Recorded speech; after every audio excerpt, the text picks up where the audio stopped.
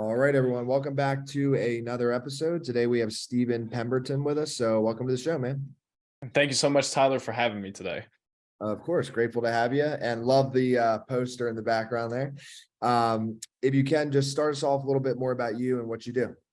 So, for those of you who just said it, Stephen Pemberton is my name, and virtual events is my game. And the way that we got there is a long story. I'm sure we'll dive into it. I'm most known for having created two different e-commerce stores that did $1 million in revenue apiece. That's what I'm known for. Nowadays, it's the virtual event side, building out the infrastructure for our clients to be able to put on their events. And that means we are everything and anything when it comes to events. We do it all to make sure a client can just stand up on their stage, whether it's virtually in a Zoom room or in person, and be able to put on their virtual events. But that's the quick synopsis. Okay, that's awesome, man. So how did you what were you doing before this? How did you did you stumble across this, or how did you do what was it like doing your first million? How did you have success with that one? So that is, man, there's so much backstory Yeah. to No, get no, to we that. got time, man. So go Yeah. ahead. Well, the reason why I say that is because it wasn't as if I grew up in this household where it was a household of entrepreneurs and I was just like the next generation down. There's some people that I've talked to that's their story, where it was their great grandfather had a business and it was successful. So then their grandfather had one, and then their dad had one, and then so they had one. For me, it was not that way. Both my parents were in a job for over 30 years. They actually both just retired. My dad finally retired last year. It's been beautiful. For me, that was what I grew up in. It was that go to college, go get a degree, go work a job until you're like 95 and then retire. And if you can make 100K a year, you are making it. And that just never resonated with me. That was not really the path for me. I mean, there's so many things that I did, I guess, against the grain. I got married really young. I was married at 20. My wife was 19. We had a kid 6 months later. I mean, I went into business with her. We lost everything really quick. And because we had no skills, no finances, ended up in a basement. Like, there's so many different parts that lead up to that million that it's because the million in short form was we did it on Amazon. We were selling stuff on Amazon and doing different e-commerce techniques doing Amazon. And then it went from at the end of 2019 made $1 million in top line sales, but the margins were terrible. I was still working in a corporate job. I was in a corporate job for like 5.5 years. But that's the first million was interesting because I didn't play as big a part. For me, I was in the supply chain and logistics, so I was able to give my 2 cents and kind of help and direct her. But my wife was really the main one who did that. Now, the second million, that was the one where I was fully involved. And that one was where our margins were closer to like 34%, if I remember correctly. That one was a lot better. And so that one, we actually got to live the life we wanted to instead of 100,000 with 6 employees and 19,000 transactions. That's wild. Yeah. What was it? Okay, so it was Amazon, and just kind of I guess, not that it's normal, but in some regard, I think it is. Like, the first one's complete failure. You lose everything. You learn a lot though from it, and then it all turns around. But what is it a particular product that you're selling, or what are they? What are some of the products that you are selling? Yeah, so we actually don't sell anymore. Now we just help other people be able to do their stuff. But when we were selling, it was for Amazon, it was actually beauty. So that's one niche that most people don't think of when they go on Amazon. I just talked to a gentleman, I think it was last week, and he got on Amazon and he contacted me and was asking me some questions about his stuff because he spent $5,000. He's made one sale, and that was to his mom. And so he's trying to figure out, what do I do now? I've got $5,000 worth of inventory. I didn't know how to do market research. I didn't know how to do product research. Now I'm just kind of stuck with it. What do I do? And one of the big things that we did was in the beauty market was being different. And what I mean by that is we didn't create a product. Most people most people think I'm going to either wholesale it, or I'm going to buy a bazillion of this one thing that I know sells really well and sell it, or I'm going to make my own. And both of those are very expensive options. And I don't know for that guy, he was working a 9 to 5 and had saved up $5,000 to be able to make his product. And he didn't have a good strategy to sell it. So for us, as we did retail arbitrage, but in a way that was scalable. And we would actually go look on, let's say Macy's. I'll use Macy's. This is a good example. and there would be a certain type of face wash that was a high seller on Amazon, and it'd be on sale. So we would buy a certain amount of those, we'll say 10. But then that same brand would be running sales on other things that would go really well with it. And what we would do is we would buy the other products that would go well with it, the complementary products, and then we would bundle it all together, put it on Amazon at a higher price than all three of them together. And that's how we were able to make sales and higher margins. But that was the one space that most people don't look at because they think it's really hard to break into, or you got to buy a whole bunch of them. But it's just about how you market, and it's just about the strategy that you use. But that was that one. When we pivoted away from Amazon onto Facebook, Instagram, and Shopify, that was the one where we did all home decor. So that was rugs, pillowcases, that was couches, shelves, all that kind of stuff. And that one was more, so that one was more like private label drop shipping. We did more drop shipping with that one. And that was much easier for us because we did not have to do as much inventory, as much putting it all together, putting it in boxes, sending it in. And that one, that was the one where it was, again, just about the right strategy and the right time and speaking to the right who. But that was the second store. Gotcha. Interesting. So I have never heard of that strategy. I like that. So you guys were literally finding things, because and for people that are listening, it's like on Amazon, and most people that use Amazon probably are aware of this. But when you buy something in the bottom somewhere, like I'll show you other products that go with it. And so you were finding those, and then you're actually creating your own product in a sense that it just included all of those. That's actually, wow, I haven't heard of that strategy. I mean, in a sense, it's so basic, but a lot of times the most basic things are the most profound, like they work the best. So, okay. And then because I guess you were almost charging like a convenience charge. That's how you were able to charge more and kind of get away with it, because it kind of is a convenience charge. Like, even though Amazon's recommending those things, people don't necessarily know that they want them before, and it's multiple different purchases. Whereas with yours, it's in a basket or whatever. It's just one. Interesting. Okay. And then how do you decide? I understand that formula, but then like the rugs and stuff like that, like how do you decide which products to sell, or which ones are good and which ones aren't good?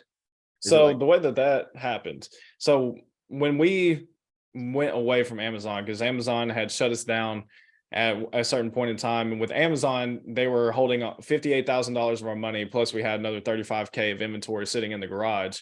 And when that happens, that with Amazon, for people who don't understand what that means, is that they actually hold your money forever and ever. It's not after a certain amount of time, or just in case there's a return window. And then once that's covered, you get your money back. Amazon doesn't play that game. They just keep your money. And that is very detrimental when you are a small business owner, and that's basically all your capital. And the only way to get it back is to hire a legal team to go and fight on your behalf to get it back. So in that time and place, after we had hired that team, we were trying to do anything and everything. We were trying to liquidate. We're just trying to find someone to buy our stuff for the most part. And we weren't able to find anybody. And the people that we did find, there was things that we bought for $40. They would give us $5. And so we wouldn't have made back our cost anyways. And what we ended up doing was with Facebook was first, and then we added on Instagram and Shopify later. But Facebook was different than Amazon. It's not the same thing just because you can sell the same products.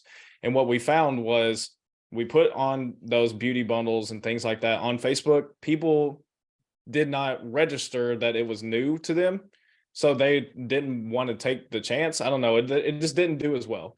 So when we started posting home decor, that got almost immediate traction. And what I mean by almost immediate is within the first 30 days, we were able to make $5,000 profit selling home decor. And once we saw, oh wait, this is something that works, it's evergreen, because all you had to do is keep selling those things all year round, and you got your seasonal things you can sprinkle in there. That's when what we would do, because we didn't have to hold the inventory, is we were able to list different things just for a certain amount of time and see, okay, how many views is this getting? How many sales is it getting? Is it worth it? Is it not worth it? Then we're able to either take the listing down, or if it was gaining sales, we could just keep the listing up because we didn't have to keep the physical inventory. Gotcha. Okay. So it is kind of like, I mean, there is some research involved, but it is trial and error in a sense too. Got it. And then, so now you've stopped doing it yourself and you're helping others do it. I think, you know, and just like you've shared with your own stories, and maybe you can't name these people, or maybe you can, it's up to you, but can you share like maybe 2 stories of people that you've helped, like where they were before, and then, you know, you help them, and then where they are currently with their stores?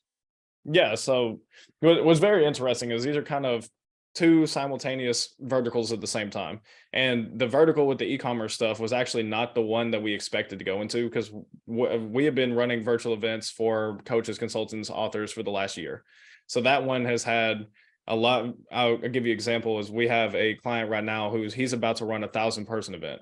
So that'll be, and that's going to be his first one. So he went from no event to 1,000-person event. That's a big deal. And that is really cool. Now with the e-commerce stuff, these are people who especially there's one gentleman, he came along and I was not planning on doing it. And he said, "Hey, I heard that you did this in the past. Can you help me?" And I said, I just came up with a number. I said, "This is what it would cost." And he said, "Hey, I'll pay it." And I love it. I said, "Oh," I was surprised. I was like, "Okay." And that's when I started working with him. And it's been a learning curve, to say the least, going from doing it yourself to showing somebody else to do it, because there's that variable of somebody else. And so with him and with that gentleman, is there for a moment, we were working together. I was sitting there and I was working with him, consulting him, looking over his store, making sure everything was working really well. We get to the point where he wants to start running Facebook ads. Great. We sit down. I help him integrate his pixels. I help him do all of his campaigns, everything to start launching. I'm sitting there and he goes radio silent for a couple of weeks. I start looking at his stuff. He's not running anything. I ask him what he's doing. He said he's still working on the ads, when I can see he's not. And I'm just like, dude, you paid me and I'm trying to help you. And so with that one's still up in the air. We're trying to see where that's going. There's another gentleman. We are just getting started with him. So I haven't had too many clients when it comes to that. That's why it's not widely advertised. The main thing is the virtual event side. But with him, he already has a flourishing storefront. And that one, I'm very interested, because I think we can scale that one really quickly. Another one is, there's actually a local ministry here who they are so widely known that they were able to make $500,000 in 3 days, and off of selling apparel. So with us, is we're actually coming in to consult them on how to set up, because they're really great at launching, but they're just not great at sustaining. So with us, we're going to come in, help them flesh out their storefront. We're going to come in and help build out their entire warehousing structure, so that way they can sustain after the launch. And that's probably the most exciting project on that side that we have going on. Gotcha. So, and for the virtual events, and apologies if I missed this, because the e-commerce thing, that makes sense. Like that's like natural progression. Yeah. But the virtual events, how did you find yourself in that space again? Yeah, so we didn't talk about that. Okay, good. Okay. You didn't miss it. No, you're good. You didn't Okay. miss it. Because for most people, they say, "Okay, I'm tracking with you," but now I'm not tracking with you, because it's something that it doesn't make a ton of sense. It's like, how do you have success and then you decide to go way over here? In March of last year, we were doing really well. It was something that had taken me out of a corporate job. I was sitting there able to travel to Disney World and Disneyland in 2021. I was able to help. We were able to help 170 underprivileged kids have Christmas, all these things that were beautiful, and we loved it. But we felt like that wasn't the space we were supposed to be in, and which sounds wild, but it was. And the reason why I say that is, for me, is integrity and character is a big thing for me. And one of the things when you're sitting there and in e-commerce, it just wasn't the business that I loved. I didn't love it. We were making money and we were able to help people with it, but I did not feel fulfilled by it. It was something that I didn't feel like I was helping anybody by selling them pillowcases and rugs and stuff. I just wasn't. Like, I don't know about you, but it's like, if I sent you a pillowcase, you'd be like, "Steven, you changed my life by sending me this pillow." It's like, Well, I don't think if it was the My Pillow ads, yes. If it was, apparently those do change your life. But other than that, I agree with you. And I think that's where, so for us, is we ended up saying, okay, what have we done? So we had already been running challenges for ourselves. We'd already done some virtual events for ourselves. We had a mastermind that was teaching people how to do what we did. And that's when we just decided, all right, the mastermind that we were running, the people were getting good results, but the thing was because a lot of their success was due to the same thing as Amazon. Facebook has this crazy algorithm that could get you a lot of sales if you know how to utilize it. But you're also at the mercy of the platform. So for some reason, that platform says, hey, we're just going to look over your stuff today, and then we'll let you start selling again tomorrow. It doesn't seem like a big deal to most people to get a security check done on your profile to make sure everything's good. But when you're doing 200 to 300 orders a day, that's a lot of money that you lose. Yeah. So that happened to us more than once. And I was seeing that happen to our students where they had tied up money in inventory as far as like they had sales that they had to fulfill, but then now they were shut down for a day. And I just saw them getting so stressed and getting so worried that I just thought, I don't think I want to keep doing that.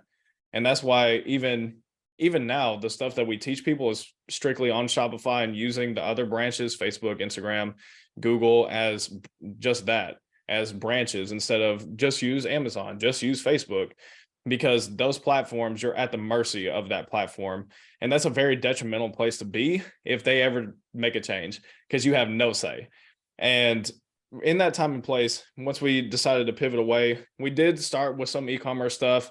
We were going to do brick and mortar stores, so brick and mortar chains, and help them come online and build out their storefront and all that stuff. But when we got our first client pretty much immediately after, that was A, didn't charge enough, and B, it was a ton of work because we were doing everything, building the store, putting all the products on, building all the graphics, taking all the pictures. We are doing everything, building all the ads, running all the ads, spending the ads. We ate the ad spend. It just wasn't enough. It wasn't enough money. We were cannibalizing ourselves. And in that space where it's like, are we going to keep doing this? Because you had to have an irresistible offer. So we had an irresistible offer that was so irresistible that I didn't even want it. And that's when I hated it. I hated that offer. So I said, I'm not doing this. And there was a lady came to us and she said, hey, I know that you don't run events for anybody. I know you guys specialize in e-commerce, but I've spent $10,000 with a consultant and I'm no further along than I was when I started. I know that you've done some events in the past. Can you just help me? Can you just help me put my first one on? And so we did. We helped her and we watched her in a matter of about a week. We were able to build all of her stuff that she needed. She was able to get 10 people in her first event. And out of those 10 people, she was able to find some strategic partnerships to help teachers in classrooms. And I thought, cool. So she got some success that she was looking for. It wasn't crazy difficult. The margins were much higher. We didn't eat ad spend. So I thought we might have something. And so that's when we started down that track and down that path. And that's when we started finding more clients to do that. And now this is that full transition of how we got to this point. And yeah, for most people, they hear it's like, why would you not just stay on the e-commerce path? I think that there's been one is B2C. So you have that direct to consumer, and then you have B2B, which is the space I'm in now. It's two radically different things. And B2C is great, but unless you have the right strategy and are ready to weather the storms, once you start scaling those kind of brands, if you're ready to weather highs, lows, a gentleman who's a friend of mine, he did $10 million in a year. He spent $3 million in ad spend. So the thing is $3 million in ad spend. Are you willing to spend that? Like, are you actually willing? That's not including his actual shipping costs and any of that. Are you able to stomach that kind of movement, that kind of volatility? And so for us being in the B2B space, you get a sale, your margins are so much higher. And for me, is I'm able to actually expedite how much impact a person can make. So now this is somebody that I can work with. They're already helping people and I can help them help more people instead of just help them make more money. And I think that that's a big shift for me, just because that's more along the same alignment of who I am. Yeah, man. I agree. It's so interesting with the ad spend stuff. You really do. It's such a tricky thing because there's so many variables. Like with the B2B stuff, it's a lot of partnerships and referrals and stuff. Yep. It's way cleaner and just easier. And really there's not many variables. It's just like, do you have what my client wants? And if so, I will refer you my client, or I'll promote your stuff to my list or whatever. Whereas with the ads, like most of our business is B2B too. And I tried the funnels, the ads when I was younger. I tried all that stuff. And obviously it can work. I mean, your friend is a testament of that. There's many people that are testaments of it. but I always just found it so unbelievably difficult because if one thing was off, then the whole thing was off. Meaning, it could be, the funnel's 3 pages. It's a very short 3-page funnel. Yeah. The Facebook ad creative, you have the targeting, and there's like, let's say realistically 20, 30 different variables. If one variable is off, then the whole thing's broken. Yep. And it's like, dude, and then you have like heat maps, you have tracking to fight, like, what is the thing that's off? And I'm like, dude, I don't want to freaking do this, man. Like, it really takes a certain type of brain to like actually, like, some people enjoy it. They're like, oh, it's like a puzzle, like, where I'm not one of those people. I just want to create good products and services, talk to people, sell things and have a good time. But so regardless, the reason I bring all that up is the $3 million spend. And I don't know for sure, but maybe you can give more detail. My guess is like, the first $1 million was not a testing budget, but some of it was, right? So the stomaching of the storm, if you will, is like, you need to be willing to spend, let's just say in that scenario, 300 to 500K without actually making a return, really. Like, you're probably in the red, and just having this knowing or hope that later you'll figure it out and then it will be in the green. And most people are not willing to risk that much money to like have a chance later on, Yeah. And that's one of those things that, so when we first pivoted away from doing e-commerce ourselves and we were helping brick and mortar stores, there was a lady who came along, and I'll bring it all together, is this lady came to us and she was selling designer handbags. She had a great supplier in Japan, and she had paid somebody $30,000 and they had made her one sale. Because, and the thing is if somebody hearing that's like, well, she got scammed. Like, obviously that was a ripoff, but it wasn't, because she got what she paid for. And what I mean by that is she wanted to be branded. She wanted brand awareness.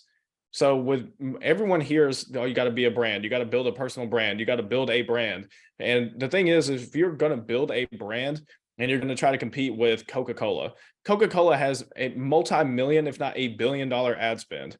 So the thing is when you're sitting there trying to brand yourself against Louis Vuitton, against Chanel, you are going to spend astronomical amount of money to just try to compete.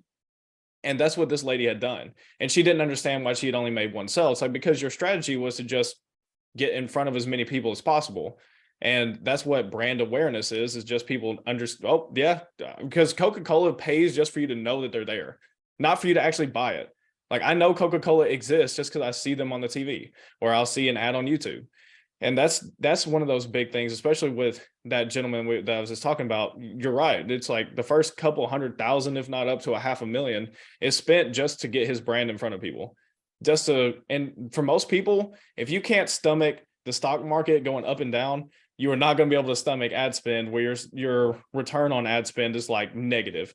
And you've spent, for most people, is even once you spend the first 1,000, if the first 1,000 doesn't equivalate to sales, they're thinking, oh, now I obviously messed up somewhere. Turn everything off. Everything sucks.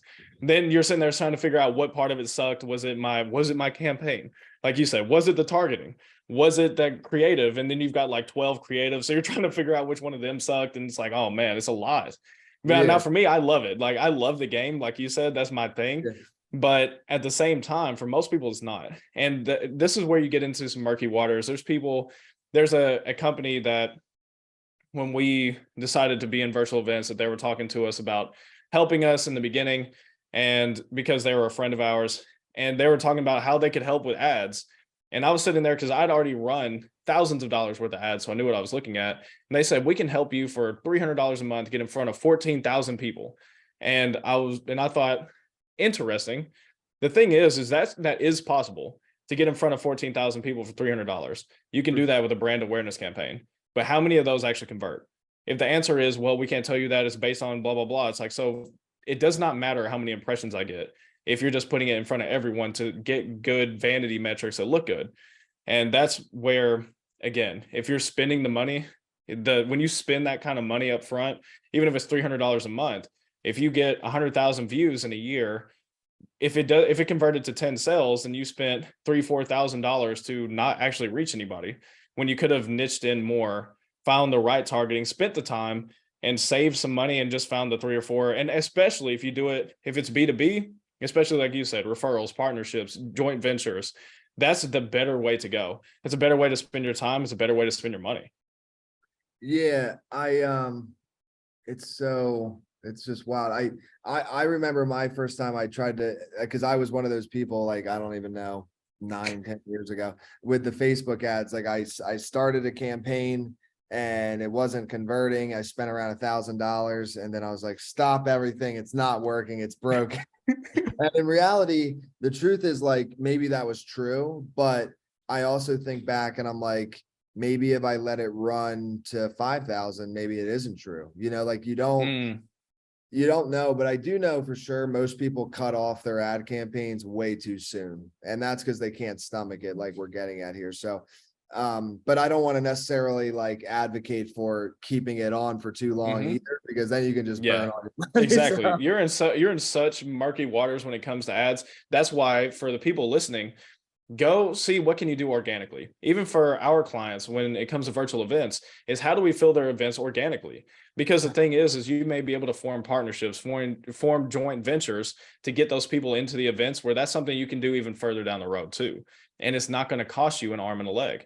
And with ads, there's so many different pieces that you can't listen to a snippet of this podcast and say, well, they said that I just need to let my ads run. I only got $5,000 to my name, so I'm just going to let my $5,000 go out the window. And if your tech isn't set up right, like my tech on my first event ever, I spent $1,100 and got 9 people into it because my pixel wasn't set up right. And every time somebody clicked on the link, it would send them to a funnel page that was broken. But I didn't know how to check any of that. So I wasted 11 at 9. So I'm just going to let it run. And so I was letting it run and all this stuff was broken. So you can't just take one snippet and say, hey, I'm going to do it this way. You have to do, if that's something that interests you, do your research, actually dive in, figure it out. But understand that if it is B2B, there's better methods than the ones that a lot of the gurus are talking about right now with advertising. You can do it organically and it actually be a thing where if you're a good person and can just genuinely help the other person and their clients, you're going to go further faster. Yeah, I agree with everything, man. I'm curious too, what else, or what's like the longer term vision here? Like, so, I mean, you're doing these 2 types of consulting, e-com and these virtual events. Is there anything else? And are you still, I'm assuming so, but like you and your wife are still together? Oh yeah. Okay. Yeah. I wasn't quite, just because you guys obviously went through some tough times there, I guess, in the beginning, but it ended up working out. Yeah. So, okay. But what's your guys' longer vision, or is it just scaling this, or is there other things you guys are going to go after, like business wise? I mean, Yeah. So great question. I know that with this business, what's very interesting, especially for us being a done for you service. So for us, we build every single thing, we build every single piece and manage it. Was especially in the beginning, in the first few months, I was sitting there thinking, and even for a few months ago, I could never find competition that did the same thing. Anytime that I would sit there and try to do market research on who's my competition, I couldn't find them. Because most people, they've built a SaaS company or they've built some kind of platform and they do AI or whatever it may be. And then what's very funny is there's a gentleman who is doing it at a high level in my own city. I didn't know that. And I actually know his brother. And I thought hilarious. So I'm sitting there looking through his stuff. And this is completely transparent for everyone listening. Is I'm sitting there and I'm looking at him, and he's got the 2 Common Club award from ClickFunnels. He's making a lot of money, but behind the scenes, I'm talking to his brother, and his brother's talking about how he really hates how much he has to travel. He really hates having to fly out to every single one of these events, help these coaches put on their events. He doesn't like it because he has to be tied to something. And when I sit there and I think for us, because the reason why he is tied to it is he has audio visual, so he has to fly out and put up all the speakers, screens, all that stuff. We don't do that. So for me is, how do we scale this in a way that is sustainable and I can duplicate myself so that way I don't have to be in it. I can overview it, make sure everything's running efficiently. And that's what the future looks like.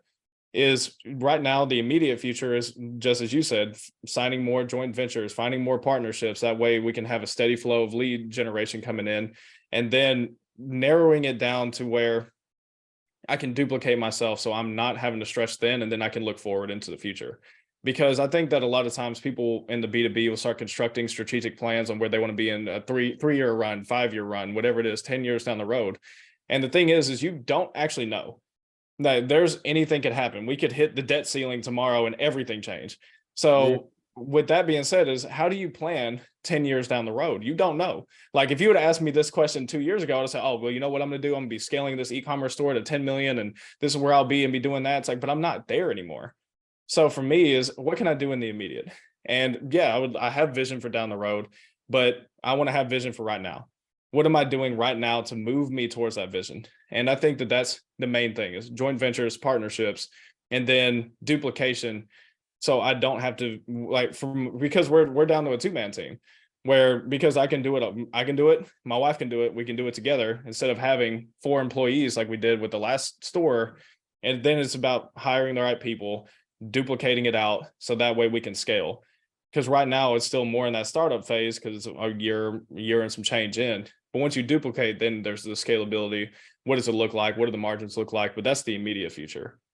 Yeah, I agree. And I think with like technology and stuff, it's like really, it's hard to predict anything past like a year or two because like, you just don't, I mean, AI could advance 100x in a year and then who the hell knows what that even means. But yeah, man, here, last thing I want to do, and actually, and I'll send this to you after the fact. So I run 2 companies. One's in the author space, but the other one's literally called Infinite Partnership System. So it's just so funny because our mindsets are so similar in like the way we've grown our companies, like literally what that other company does is we go into businesses and we help find them partners to scale their company. Like that's what it is. So just odd that that's your exact strategy. And again, going back kind of full circle, it's the most basic, like practical strategy. But I feel like, and I'm not saying anything bad because I think these guys are great, but I think with the whole like ClickFunnels, Facebook, like all that stuff, what it did a lot of amazing things, but it also, I think, took a lot of people off track in the sense of like, they forgot about basic business, just like referral, just pick up the phone, talk to people, like door hangers, flyers. Like, I know it's like old school, but like shit works, like it still works. So again, I'm a ClickFunnels user. I think all of it's great. It's just, it's not a substitute in my opinion. It's just an addition. And I think what's a shame is people, I think of it as a substitute. So yeah, absolutely. I think that I would love to jump in on that part just real quick because I see it all the time with people around me, especially when they're getting into businesses. They're like, I need a website. I need all these different things. I need all these technological pieces to be able to have a successful business. And those are pieces that you should have, but do you need it in the beginning? No. And the one thing, I actually have a friend who lives in town who they are very successful. The business has been around for 13 years, done really, really well. And their main source of lead generation is door knocking. They knock on doors. Love it. And they have commission-based salespeople that knock on doors still to this day. So the thing is back in the day, I'm talking about back in the day, sales used to be closed over a handshake. If you used to say, hey, I'm going to buy this piece of land. Okay, great. Shake on it. When you shake on it, that means that you're giving your word that you're going to do it. And we've gone away from that instead of having that human to human where it's like, go through my 18-step funnel and it's just going to push everybody and then everyone's going to buy. But that personal touch of being able to talk to someone, being able to interact with them, being able to listen to their story, get to know them get to know you. That's because at the end of the day, this is something for people who are looking for venture capital, because I know some big time investors is they don't bet on the business. They actually will bet on the person. And because they are going to buy into the person, buy into the story. There's a gentleman who he's helped raise over $1 billion in venture capital for his 61 startups, helped one exit for 400 million, the lowest for 15. He said it himself. He said, I invested on a project whenever the owner came up, and he said that him and his wife sold their house and put all their money into the business. He said, as soon as they said that part, he stopped the entire meeting and said, you've got my money, because they were willing to go all in. And going all in sometimes is just building that personal relationship. And yeah, I love what you're saying. I 100% agree. Partnerships is that way, all those things. Joint ventures is, hey, we're agreeing to do business, and this is what the terms of the agreement look like. And for the people that are like, well, yeah, but I need the tech stuff, I need the ads. It's like, then that's fine. You can find all that stuff, and that stuff is great, but it should not be a substitute. It should be a supplement. Yeah. And again, I love what you're saying. Yeah, dude, I agree. And that it's so, dude, I love hearing that, the door knocker stuff. Cause like, dude, it's just still works. Like we're actually next week, we're starting a campaign of door hangers and door knockers. And this is for like people if they want to write books. You know what I mean? Like it's not Yeah. about like painting a hat. Like, so what do I think like conversions are going to be like through the roof? Like probably not. But at the end of the day, we're starting in Dallas, Texas. We're targeting like wealthy neighborhoods, like $1 million homes plus. Yep. It's 40,000 of them. You can find all this data. And then we have a whole field team going out, leaving door hangers saying like, have you ever thought about becoming an author? Like we can guarantee you bestseller, like, and it's worded better, but it's, I'm like, dude, and it won't cost it. Like if we get one client from the 40,000 homes, it pays for itself because we're like Yeah. high ticket. So I'm like, and there's no other book publishing company out there I know that's doing that type of marketing. No. So Nope. I'm like, dude, if it doesn't work, then something is seriously wrong. I don't know. Yeah, I So agree. I think Because it's I mean, especially if you're looking in Dallas, you've got like Keller, Texas, right there, which is a big one. You've got South Lake, which is a big one. South Lake is very affluent, and the thing is that people want to tell their story, and just being able to sit there and give them an avenue, give them a venue to do that. I cannot see a reason why you do not do really well with it. Yeah. And it's like, and sometimes I think people, especially with like book stuff, because it's like a big deal for people. Yeah, like writing a book sometimes it takes years, it's like a big part of somebody's life. So my thought is like, for some people, I think they'll see it as like literally a sign. Like they'll be like, oh, I've been wanting to write a book. This is on my door now. I'm going to do it with this company. Like this is the time to do it. So I don't know. I just think you got to find ways to market that it's not even like competition. Like, so I'm not even trying to compete. I'm just trying to find an avenue actually that there is no competition. Yeah. And door hangers, oddly enough, is the avenue. So it's Yeah. like, Yeah, and I know multiple publishers, some of them big, been in business for decades. They don't do that. They don't. And that's a big, again, I love what you're saying, because so often it's like, how can I beat out the competition? It's like, why not just look for an ocean where there isn't any? And exactly, a blue ocean. And most of the time people want to jump in the red ocean because they can see a million people doing the same thing, getting results, and they're like, yeah, I got to do that. But the thing is that there is a market in the blue ocean. And if you can find that space, and typically you find it, which you can correct me if I'm wrong, but typically you look at other industries and see how they do things instead of just your industry. And that's what gives you ideas for things to just try in your own. And that's where the biggest breakthroughs can come from. Yeah, oddly enough, and I didn't really realize it till you said that, but my first business I ran was like 13 years ago. It was before this current business. And it was a painting company, right? So it was it was like a franchise. It was called Student Painters. It was like pitched to me at my college, and it was like, own your own company. And you kind of do, but they kind of manage it with you. Regardless, it's a good kind of like step forward into entrepreneurial land or whatever. So, but the way we marketed is you hired college students to go door to door and leave door hangers.